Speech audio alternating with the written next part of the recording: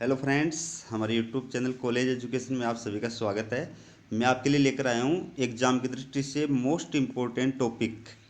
मुझे पता है अभी सभी यूनिवर्सिटी की एग्ज़ाम लगभग 5-10 दिन और लास्ट 15 दिन में स्टार्ट होने वाली है। इसलिए वही टॉपिक मैं अपलोड कर रहा हूँ जो एग्ज़ाम की दृष्टि से वेरी इम्पोर्टेंट है। तो आज का अपना टॉपिक है राजनीतिक दलों के प्रमुख कार्यों की व्याख्या कीजिए, ये दबाव समूह से किस प्रकार भिन्न है। तो सबसे पहले देखिए कि विश्व में 3 प्रकार की दलीय प्रणाली पाई जाती है। 2 नंबर का क्वेश्चन है, याद रखना अच्छी तरह। विश्व में 3 प्रकार की दलीय प्रणाली पाई जाती है, एक दलीय प्रणाली, द्विदलीय प्रणाली और बहुदलीय प्रणाली। एक दलीय प्रणाली जिसमें एक ही राजनीतिक दल होता है, तो वर्तमान में चीन, उत्तर कोरिया, ये 2 देश हैं जहाँ पर द्विदलीय प्रणाली है। 2 ही देशों के नाम पूछे जाएंगे, तो चीन और उत्तर कोरिया। द्विदलीय प्रणाली जो है भारत और अमेरिका और ब्रिटेन, और बहुदलीय प्रणाली भारत और फ्रांस। ठीक है, तो ये दलीय व्यवस्था होती है। किसी देश में एक दलीय व्यवस्था, किसी में द्विदलीय व्यवस्था और किसी में बहुदलीय व्यवस्था। लेकिन लोकतांत्रिक शासन व्यवस्था वाले सभी देशों में राजनीतिक दल अनिवार्य होते हैं। उनके बिना शासन का संचालन करना, लोकतंत्र का संचालन करना पॉसिबल ही नहीं है। तो स्टार्ट करते हैं। उत्तर देखिए, राजनीतिक दल आधुनिक राज व्यवस्था एवं शासन प्रणाली का एक अनिवार्य अंग है। यही कारण है कि लोकतांत्रिक एवं सर्वाधिकारवादी दोनों ही राज व्यवस्थाओं में राजनीतिक दलों का अस्तित्व पाया जाता है। राजनीतिक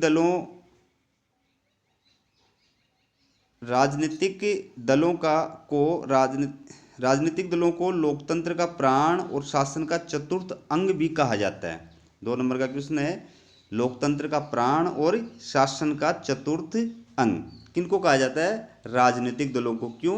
क्योंकि इनके बिना लोकतांत्रिक शासन व्यवस्था का सुचारू रूप से संचालन करना संभव नहीं है। क्योंकि आज अधिकांश देशों में, सभी देशों में मतलब अप्रतिनिधियात्मक प्रजातंत्र है।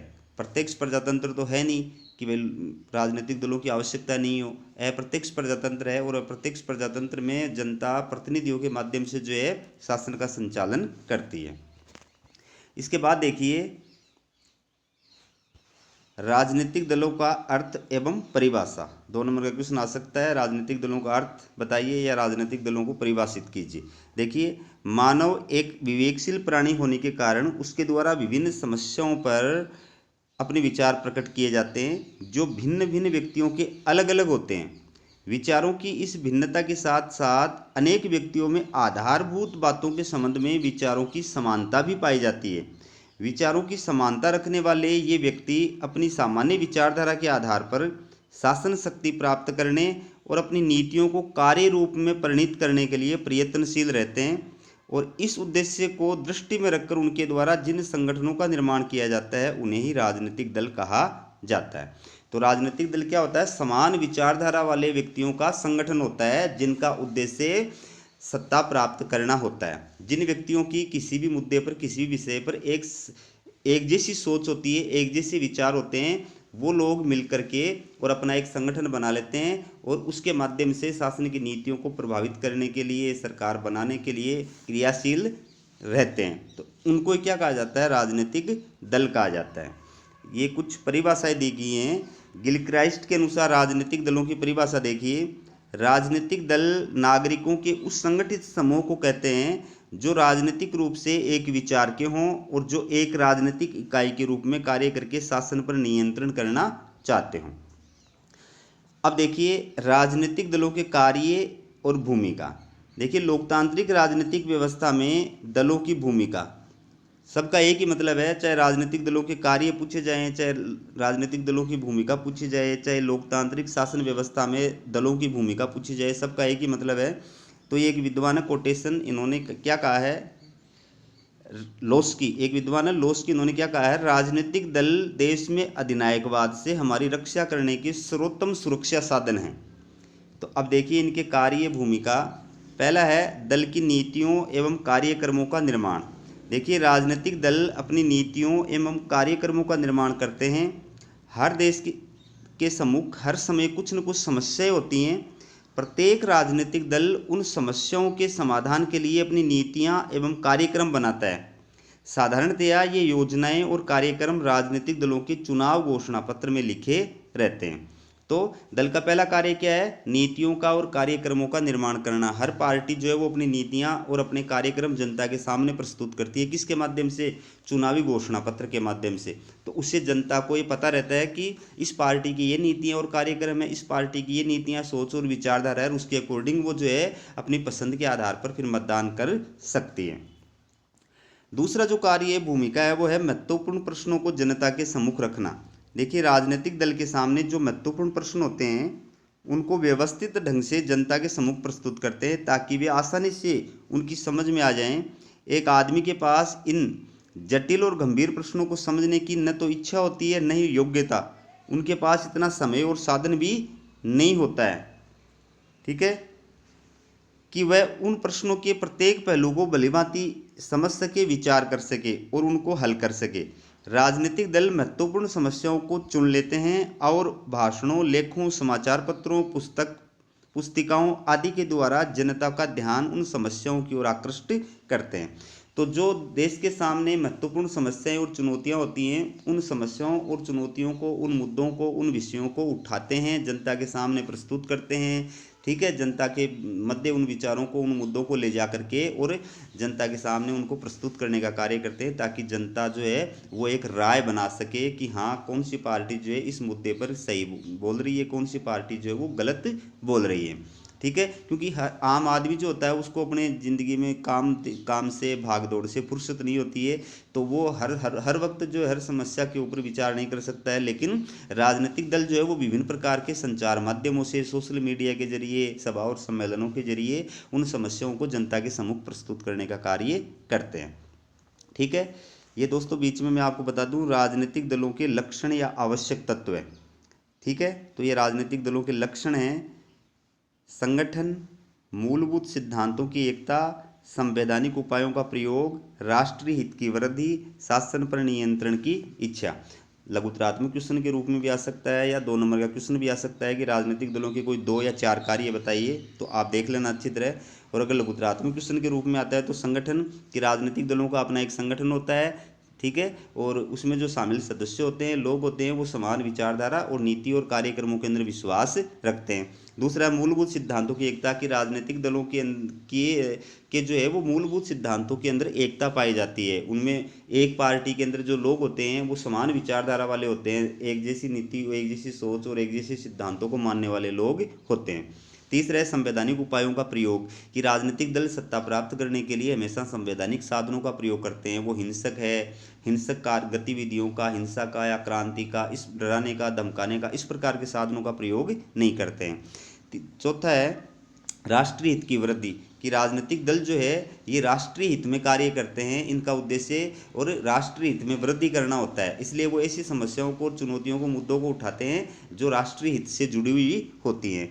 अगली जो विशेषता है वो शासन पर नियंत्रण की इच्छा, की हर राजनीतिक दल का उद्देश्य क्या होता है? जनता से जनादेश प्राप्त करके सत्ता पर अपना अधिकार करना, सरकार बनाना, ठीक है। ये मैंने बीच में आपको वैसे ही समझाए हैं। अब देखिए, तीसरी जो राजनीतिक दलों के कार्य या भूमिका है वो है लोकमत का निर्माण करना। देखिए, लोकतंत्र में राजनीतिक दलों का एक प्रमुख कार्य लोकमत का निर्माण करना भी है। प्रजातंत्र शासन व्यवस्था लोकमत पर आधारित होता है और राजनीतिक दल लोकमत के निर्माण तथा उसकी अभिव्यक्ति के सर्वाधिक महत्वपूर्ण साधन होते हैं। इस दृष्टि से लोकतंत्र में राजनीतिक दल 2 प्रकार के कार्य करते हैं। पहला है वे लोकमत के निर्माण में सहयोग करते हैं, दूसरा है वे सरकार को लोकमत के अनुसार चलने को बाध्य करते हैं। इसके बाद देखिए आगे, इन कार्यों को करने के लिए राजनीतिक दल विभिन्न साधनों का प्रयोग करते हैं। वे भाषण, सम्मेलन, प्रदर्शन, रैलियों और आंदोलनों के साधनों के साथ ही समाचार पत्रों और राजनीतिक साहित्य के साधनों का भी प्रयोग करते हैं। ये विद्वान लॉर्ड ब्राइस, इन्होंने क्या कहा है? लोकमत को प्रशिक्षित करने और उसके निर्माण और अभिव्यक्ति में राजनीतिक दलों के द्वारा अत्यधिक महत्वपूर्ण भूमिका निभाई जाती है। तो लोकतांत्रिक शासन व्यवस्था में राजनीतिक दलों का एक महत्वपूर्ण कार्य क्या होता है? लोकमत का निर्माण करना। लोकमत मतलब जनता की राय, मतलब किसी भी विषय पर जनता की राय निर्मित करने का कार्य या निर्मित करने में महत्वपूर्ण भूमिका निभाने का कार्य राजनीतिक दलों के द्वारा किया जाता है। दूसरी बात क्या है कि जो सरकार है उसको लोकमत के अनुसार चलने के लिए बाध्य करना, कि जैसे जो राजनीतिक दल विपक्ष में है तो उसकी जिम्मेदारी है, उसका काम क्या होता है कि सरकार जनहित के अनुसार शासन का संचालन करे, ऐसा कोई कार्य नहीं करे जो जनहित के विपरीत हो। अगला जो कार्य है वो है चुनावों का संचालन करना। देखिए, राजनीतिक दल अपने सिद्धांतों एवं कार्यक्रमों को क्रियान्वित करने एवं तथा शासन सत्ता पर अपना अधिकार करने के लिए चुनावों का संचालन करते हैं, जिसके अंतर्गत राजनीतिक दल अपने दल की ओर से उम्मीदवार खड़ा करते हैं तथा घर घर जाकर अपने पक्ष में प्रचार करते हैं, विभिन्न स्थानों पर चुनाव सभाओं का आयोजन करते हैं, प्रेस और मीडिया में प्रचार करते हैं। तो राजनीतिक दलों का एक अन्य कार्य क्या हो गया, प्रमुख रूप से चुनावों का संचालन करना, कि जब भी चुनाव होते हैं, जब भी आम चुनाव होते हैं, हर 5 साल बाद में जो संसद और विधानसभाओं के चुनाव होते हैं उनको आम चुनाव कहा जाता है। तो जब भी आम चुनाव होते हैं उन आम चुनावों का संचालन करने का मतलब जैसे अपने उम्मीदवार खड़े करना है, उम्मीदवारों को टिकट देना है, उनके पक्ष में प्रचार करना है, ठीक है, ये सारी एक्टिविटी जो है वो राजनीतिक दलों के द्वारा की जाती है। अगला कार्य है सरकार का निर्माण एवं संचालन। देखिए, प्रचार के पश्चात आम चुनाव या मध्यावधि चुनाव में जिस राजनीतिक दल में बहुमत प्राप्त होता है उसके द्वारा अपने मंत्रिपरिषद का निर्माण कर शासन का संचालन किया जाता है। इस दौरान वह अपने चुनावी घोषणा पत्र में किए गए वायदों को पूरा करने का प्रयास करता है। तो जिस भी पार्टी की सरकार बन जाती है वो क्या करता है, फिर चुनाव जीतने के बाद में सरकार का निर्माण करता है और उसका संचालन करता है। ये भी राजनीतिक दलों का लोकतांत्रिक शासन व्यवस्था में महत्वपूर्ण कार्य है। अगर राजनीतिक दल चुनाव नहीं लड़ेंगे, अगर राजनीतिक दल मान लीजिए सरकार का गठन नहीं करेंगे तो फिर लोकतांत्रिक शासन व्यवस्था कार्य नहीं कर सकती। इसलिए आम चुनावों के पश्चात या मध्यावधि चुनावों के पश्चात, मध्यावधि चुनाव के पश्चात का मतलब होता है कि 5 साल की अवधि से पहले अगर बीच में जो चुनाव कराए जाते हैं वो कहलाते हैं मध्यावधि चुनाव। तो आम चुनावों के पश्चात या मध्यावधि चुनावों के पश्चात जिस पार्टी को पूर्ण बहुमत प्राप्त होता है वो पार्टी क्या करती है, अपनी सरकार बनाती है और अपने मंत्रिपरिषद का निर्माण करती है और जो चुनाव घोषणा पत्र में वादे किए होते हैं उन वादों को पूरा करने का कार्य करती है। अगला जो कार्य है विरोधी दल के रूप में कार्य करना। देखिए, निर्वाचन के पश्चात जिस दल को बहुमत प्राप्त होता है वह तो सरकार का गठन कर शासन का संचालन करता है और अन्य दल जो बहुमत प्राप्त नहीं कर पाते हैं विरोधी दल के रूप में अपनी भूमिका निभाते हैं। फिर देखिए, दल के रूप में राजनीतिक दलों द्वारा लोकतंत्र में महत्वपूर्ण भूमिका का निर्वाह किया जाता है। विरोधी दल के रूप में वह शासन करने वाले राजनीतिक दल को मर्यादित और नियंत्रित रखने का कार्य करते हैं। वे शासन की नीतियों एवं कार्यों की आलोचना करके सत्ता पक्ष को सदैव सतर्क रखते हैं और कोई अनुचित या जनविरोधी कार्य नहीं करने देते हैं। तो दोस्तों, राजनीतिक दलों का लोकतांत्रिक शासन व्यवस्था में बहुत महत्व होता है। जितना सत्ता पक्ष का महत्व होता है तो उतना ही विपक्ष का महत्व होता है। अगर विपक्ष नहीं होगा लोकतंत्र के अंदर तो सरकार निरंकुश हो जाएगी, तानाशाही हो जाएगी, मनमाने तरीके से शासन का संचालन करने लग जाएगी। इसलिए जिस पार्टी को आम चुनाव में या मध्यावधि चुनाव में बहुमत मिल जाता है उसकी सरकार बन जाती है, लेकिन जिन राजनीतिक दलों को बहुमत नहीं मिलता है फिर वो विपक्षी दल के रूप में कार्य करते हैं। तो वो संसद के अंदर और विधानसभाओं के अंदर जो है सरकार की नीति और कार्यों की आलोचना करते हैं, प्लस संसद के बाहर सड़कों के ऊपर सभा और सम्मेलनों के माध्यम से, सोशल मीडिया के माध्यम से जो सरकार की गलत नीतियों की आलोचना करते हैं, जनता को उनसे अवगत कराने का कार्य करते हैं और इस प्रकार से वो सरकार को सीमा में रहकर कार्य करने के लिए विवश करते हैं। तो बीच में मैं आपको थोड़ा सा ये बता दूं, राजनीतिक दलों के आधार, मतलब राजनीतिक दलों का गठन या निर्माण किन आधारों पर किया जाता है। देखिए, पहला आधार है मनोवैज्ञानिक आधार, प्रतिक्रियावादी, अनुदारवादी, उदारवादी और उग्रवादी। 4 प्रकार के जो है दल हो सकते हैं मनोवैज्ञानिक आधार पर। प्रतिक्रियावादी का मतलब होता है जो रूढ़ियों, पुरानी प्रथाओं, रूढ़ी और परंपराओं को महत्व देता है, ठीक है। अनुदारवादी जो वर्तमान व्यवस्था में किसी प्रकार का सुधार करने का समर्थन नहीं करता है। उदारवादी जो वर्तमान व्यवस्था में समय के अनुसार सुधार करने का पक्षधर है। और उग्रवादी जो वर्तमान व्यवस्था को पूरी तरह से बदल देना चाहता है, उसको एकदम से चेंज कर देना चाहता है, ठीक है। फिर है राजनीतिक प्रश्न, जो राजनीतिक मुद्दे होते हैं उन मुद्दों को लेकर के भी और राजनीतिक दलों का निर्माण किया जाता है। फिर है आर्थिक प्रश्न, आर्थिक मुद्दों को लेकर के भी राजनीतिक दलों का निर्माण किया जाता है। फिर है नेतृत्व, कई जो लोग होते हैं वो स्वयं भी जो है अपनी राजनीतिक महत्वाकांक्षाओं की वजह से राजनीतिक दलों का निर्माण कर लेते हैं, ठीक है। और विचारधारा के आधार पर भी राजनीतिक दलों का निर्माण किया जाता है। अब देखिए, कार्य कि लोकतांत्रिक शासन व्यवस्था में दलों की क्या भूमिका और कार्य होता है। अगला है सरकार के विभिन्न विभागों में समन्वय एवं सहयोग। सरकार के द्वारा उसी समय ठीक प्रकार से कार्य किया जा सकता है जब शासन के विभिन्न अंग परस्पर सहयोग करें और यह सहयोग राजनीतिक दलों द्वारा ही संभव होता है। संसदीय शासन में तो सामान्यतया कानून निर्माण और प्रशासन की शक्ति एक ही राजनीतिक दल के हाथ में होती है और कार्यपालिका दलीय अनुशासन के कारण व्यवस्थापिका से अपनी इच्छा अनुसार कानून का निर्माण करवा सकती है। लेकिन अध्यक्षात्मक शासन व्यवस्था वाले देशों में राजनीतिक दलों की सहायता के बिना शासन का भली प्रकार संचालन संभव ही नहीं है, क्योंकि वहाँ व्यवस्थापिका और कार्यपालिका शासन के दो बिल्कुल पृथक अंग होते हैं। तो देखिए, राजनीतिक दलों का ये भी प्रमुख कार्य होता है कि वो सरकार के विभिन्न विभागों के मध्य समन्वय करें और सहयोग स्थापित करें।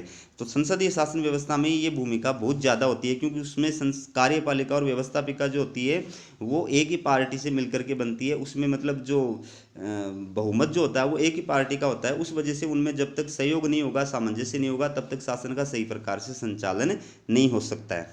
ठीक है, अगली जो कार्य और भूमिका है वो है जनता को राजनीतिक शिक्षा प्रदान करना। देखिए, राजनीतिक दल नागरिक चेतना और राजनीतिक शिक्षा के अत्यंत महत्वपूर्ण साधन के रूप में कार्य करते हैं।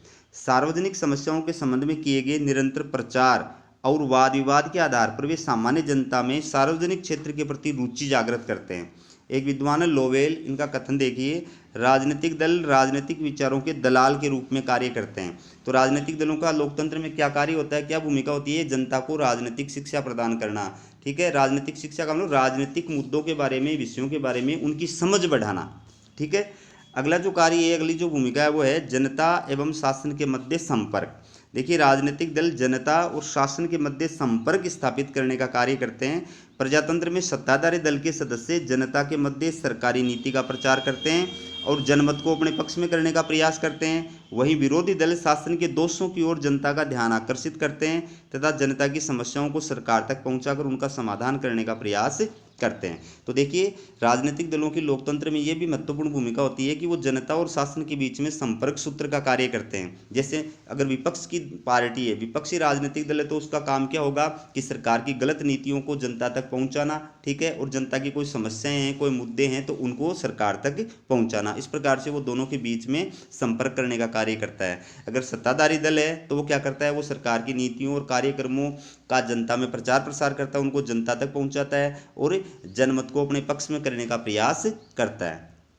और अगला जो कार्य है वो है सामाजिक एवं सांस्कृतिक विकास। देखिए, राजनीतिक दल अनेक बार सामाजिक सुधार एवं सांस्कृतिक विकास के भी अनेक कार्य करते हैं। जैसे स्वतंत्रता से पूर्व कांग्रेस द्वारा हरिजनों की स्थिति को ऊंचा उठाने और मद्यपान का अंत करने का प्रयत्न किया गया था। विभिन्न राजनीतिक दल पुस्तकालय, वाचनालय एवं अध्ययन केंद्र स्थापित करके बौद्धिक और सांस्कृतिक विकास में भी योग देते हैं। ये लॉर्ड ब्राइस का कथन देखिए, दल राष्ट्र के मस्तिष्क को उसी प्रकार क्रियाशील रखते हैं जैसे लहरों की हलचल से समुद्र की खाड़ी का जल स्वच्छ रहता है। दोस्तों, पॉइंट रट लेना, कोटेशन रट लेना।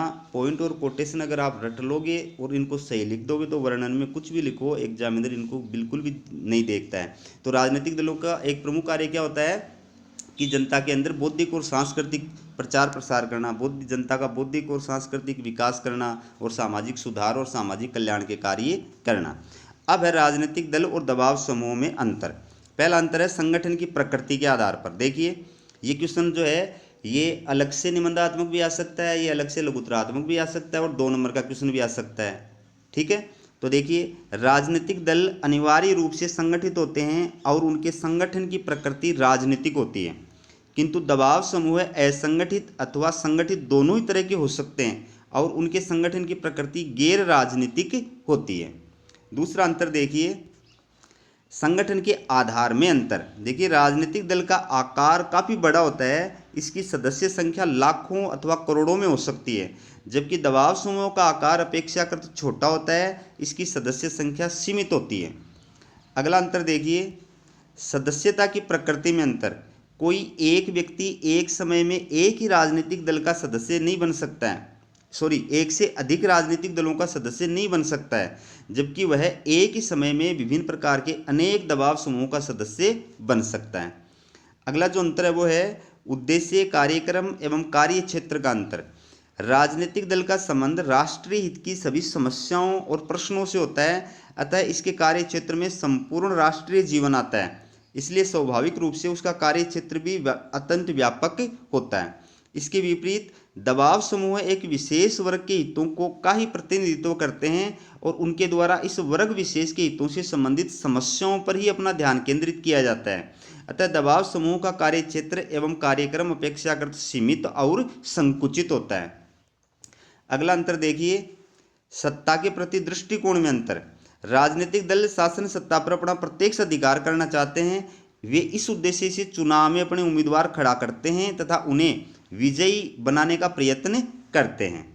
लेकिन दबाव समूह शासन सत्ता प्राप्त करने का प्रयास नहीं करते, किंतु वे ऐसे राजनीतिक दलों को शासन सत्ता में अवश्य देखना चाहते हैं जो उनके प्रभाव में हों अथवा उनके अनुकूल हों।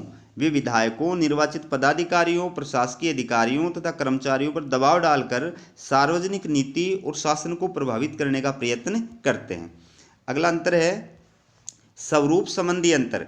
देखिए, विचारधारा और कार्यक्रम की दृष्टि से दबाव समूह राजनीतिक दल की तुलना में अधिक संयुक्त और सहजाती होते हैं।